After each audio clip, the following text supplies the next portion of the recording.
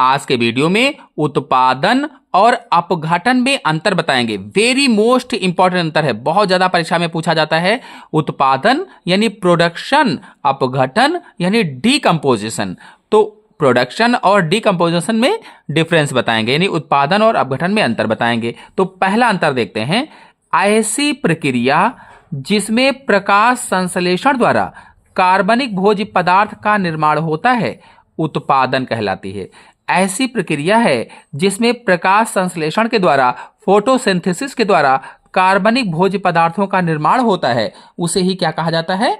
उत्पादन कहा जाता है। कहने का मतलब यह हुआ कि इस प्रक्रिया में जो हरे पेड़ पौधे होते हैं, जो हरे पेड़ पौधे होते हैं, हरे पेड़ पौधों या हरे पादपों द्वारा क्या होता है कि सूर्य के प्रकाश में अकार्बनिक पदार्थों से कार्बनिक यौगिकों का निर्माण होता है। अकार्बनिक पदार्थों से कार्बनिक यौगिक बनते हैं। कैसे? देखिए 6CO2 + 12H2O और यहाँ प्रकाश उपस्थित था, यहाँ पर्णहरिम था C6H12O6 + O2, ऑक्सीजन गैस निकली थी और प्लस H2O। तो ये प्रकाश संश्लेषण क्रिया है। कुल मिलाकर कहें तो इन लाइनों का अर्थ ये होगा कि हरे पादपों द्वारा एक निश्चित समय अवधि में प्रति इकाई क्षेत्र द्वारा उत्पन्न किए गए कार्बनिक पदार्थ की मात्रा को ही उत्पादन कहा जाता है। अब अपघटन में क्या है? तो ऐसी प्रक्रिया जिसमें जटिल कार्बनिक पदार्थ सरल अकार्बनिक पदार्थों में टूट जाते हैं, अपघटन कहलाता है। ऐसी प्रक्रिया है जिसमें जो जटिल कार्बनिक पदार्थ होते हैं सरल अकार्बनिक पदार्थों में टूट जाते हैं, उसे क्या कहा जाता है? अपघटन कहा जाता है। कहने का मतलब यह है कि इसमें जो कार्बनिक पदार्थ होते हैं, कार्बनिक अपशिष्ट पदार्थ होते हैं, इनका विघटन हो जाता है, उसे ही क्या कहा? अपघटन कहा जाता है। अगले पॉइंट पर आते हैं। अगला पॉइंट है, इसमें प्रकाश की आवश्यकता होती है। जो उत्पादन है इसमें प्रकाश की आवश्यकता होती है, क्योंकि प्रकाश संश्लेषण क्रिया चलती है और प्रकाश संश्लेषण क्रिया में प्रकाश की जरूरत होती है।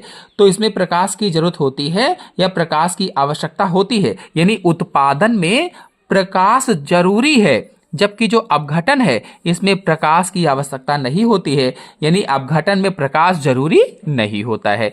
तो इसमें प्रकाश जरूरी है और इसमें क्या है? प्रकाश जरूरी नहीं होता है। फिर अगला पॉइंट है, इसमें ऊर्जा ग्रहण की जाती है।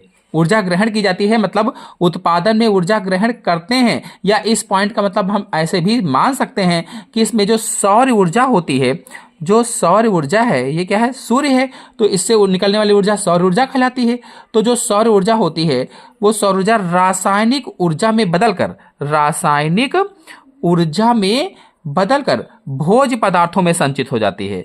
सौर ऊर्जा रासायनिक ऊर्जा में बदलकर भोज्य पदार्थों में संचित हो जाती है या इकट्ठा हो जाती है, इसीलिए कहा गया है कि इसमें ऊर्जा ग्रहण की जाती है। जबकि इसमें क्या है कि इसमें ऊर्जा निर्मुक्त होती है। निर्मुक्त का मतलब यह हुआ कि अपघटन में ऊर्जा मुक्त होती है। यह कुल मिलाकर कहें तो इसमें जो रासायनिक ऊर्जा होती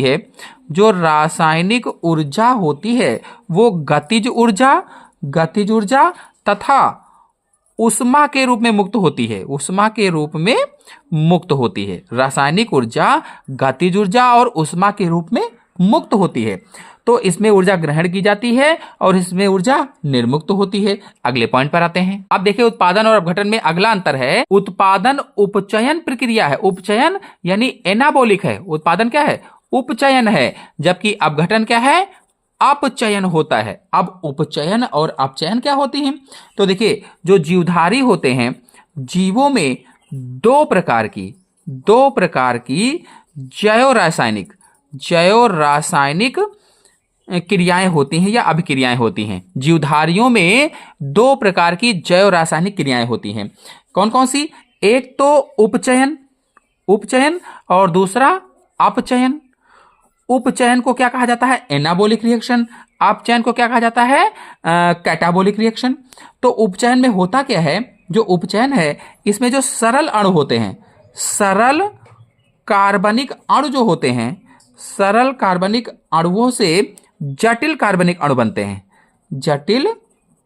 हैं, कह लीजिए।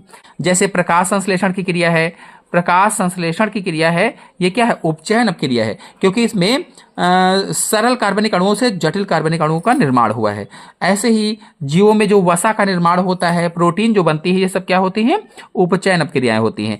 जबकि अपचयन में क्या है कि जब जटिल कार्बनिक अणु जो होते हैं, जटिल कार्बनिक अणु सरल अणुओं में टूट जाते हैं, सरल अणुओं में टूट जाते हैं, तो उसे ही अपचयन कहा जाता है। उपचयन क्या है, सरल कार्बनिक अणु जटिल अणु बनाते हैं, तो उसे क्या कहा जाता है, उपचयन या एनाबॉलिक रिएक्शन कहा जाता है।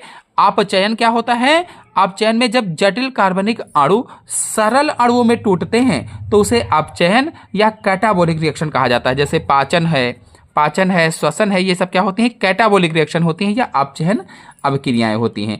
तो अपचयन और उपचयन समझ गए होंगे। तो उत्पादन उपचयन प्रक्रिया होती है, जबकि अपघटन अपचयन प्रक्रिया होती है। तो आशा है आप सभी लोगों को वीडियो पसंद आया होगा। पसंद आया हो तो लाइक कीजिए, अपने सभी दोस्तों में शेयर कीजिए। चैनल पहली बार है, चैनल को सब्सक्राइब भी कर लीजिए। धन्यवाद।